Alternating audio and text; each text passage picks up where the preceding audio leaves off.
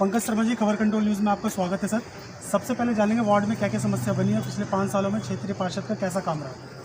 पिछले बार के हम देखें तो आंकड़े वार्ड में हर तरह की समस्या मौजूद है, चाहे वो जल निकासी की हो, चाहे वो स्ट्रीट लाइट की हो, साफ़ सफाई की हो, या टाइम पे कूड़े की गाड़ी घर घर आने की बात की हो। तो ये सारी समस्याएं हैं और मैं तो जहाँ तक ये कहता हूँ कि ये यमुना पार में सबसे जो ग्रस्त हालत हो रखी है हमारे वार्ड 250 वार्ड की रखी है, तो उसी का हमने जिम्मा उठाया है। इसलिए हम चुनाव में भी हम इसलिए आए हैं क्योंकि हमारे वार्ड की हमेशा से अनदेखी की गई है। ये सारे मुद्दे हैं हर वार्ड की तरह, लेकिन यहाँ पे बस ये है कि ज़्यादा ही मतलब हम कहेंगे परसेंटेज एक तरह से दुर्दशा का ज़्यादा है। क्षेत्र की जनता बदलाव चाहती है सर। बिल्कुल चाहती है। आप जब जनता के बीच जनसंपर्क करते हो तो जनता क्या मैसेज छोड़ती है आपको?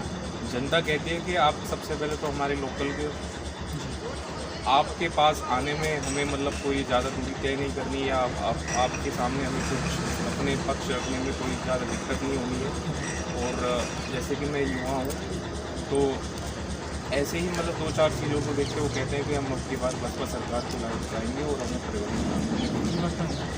आपसे ये भी जान लेंगे सर, अगर आप यहाँ से निगम पार्षद बन जाते हैं तो सबसे पहला कौन सा काम करवाएंगे वार्ड में? सबसे पहले क्या, मैं तो सारे ही काम कराऊंगा। अगर ये पॉसिबल है कि एट ए सिंगल टाइम पे मैं सारी जितनी प्रॉब्लम्स हैं उनको एक तरह से लेके चलूँ तो मैं सारे ही वो पहले करूँगा, चाहे वो कोई भी समस्या हो। सर पंकज जी, आपसे भी जान लेंगे कोरोना काल में कैसी उपस्थिति क्षेत्र की एमएलए की और पार्षद की? बिल्कुल यही था कि कोई दूर दूर तक पूछने नहीं आता था। लोगों ने अपने जो भी अपने पास से फंड इकट्ठा किया, या जो जिनकी स्थिति ठीक थी उन्होंने गरीबों की भी मदद करी और घर को राशन ऐसे ही टीमें मैंने भी काम किया। तो जो क्षेत्र के प्रतिनिधि कभी नज़र नहीं आए उन दौरान? नहीं, बिल्कुल नज़र नहीं आए। वो तो बस एक मास्क लगा के अपना एक मैसेज दे देते कि कोरोना है तो घर में रहो बस। दिल्ली सरकार कह रही है कि दिल्ली सरकार में हमें वोट हमें दो, क्या लगता है इस बार? कोई क्यों देगा? क्योंकि हम दिल्ली सरकार में एमसीडी में भी हम आ जाएंगे तो काम कराने में आसानी होगी। आप दिल्ली सरकार के कामों को ही देख लें। जी, उन्होंने कहाँ कुछ अच्छा प्रदर्शन करके कुछ दिखाया है। और जहाँ तक है, मान लिया एमसीडी में दिल्ली सरकार नहीं है, लेकिन वो कुछ एक प्रस्ताव पास कर सकते हैं। एक डिसास्टर मैनेजमेंट है, उनका कंट्रोल है उनके हाथ में, तो लोगों की ज़िंदगी से खेल क्यों रहे हैं?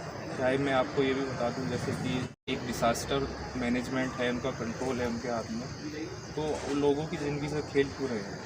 चाहे मैं आपको ये भी बता दूं, जैसे कि जगह जगह आप देखेंगे कहीं भी मतलब एक डेंगू की एक छिड़काव होता है दवाइयों का, वो बहुत टाइम से यहाँ पर नहीं हुआ।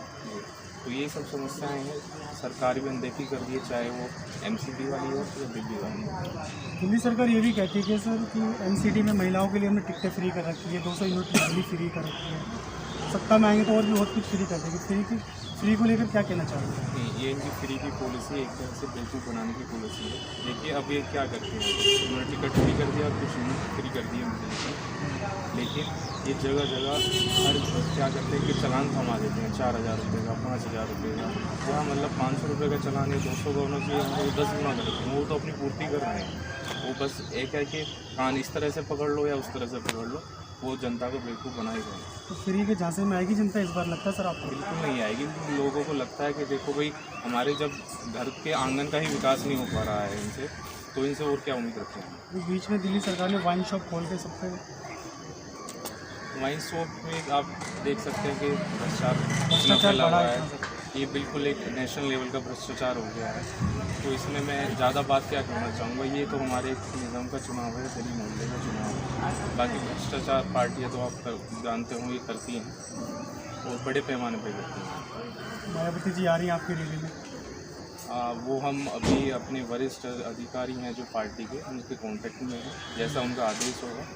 बल्कि हमने तो अपनी इच्छा जताई है कि वो आएँ और हमारा मार्गदर्शन करें। अंततः जनता के लिए क्या संदेश रहेगा सर आप? जनता से मैं यही अपील करता हूँ, भारी से भारी मतों से मुझे जिताएं, क्योंकि मैं विकास का संकल्प ले चुका हूँ और मैं आपके क्षेत्र में विकास करके रहूँगा। मैं युवा होने के नाते और एक शिक्षित होने के नाते, जहाँ तक कि मैं जानकारी जुटा पा रहा हूँ, सबसे युवा और सबसे शिक्षित मैं हूँ।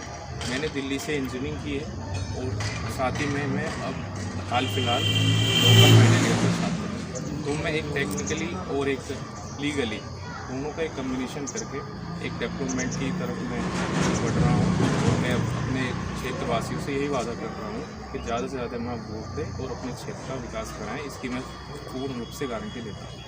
धन्यवाद सर, समय निकाल के अपने मुझसे बात की। धन्यवाद सर। बहुत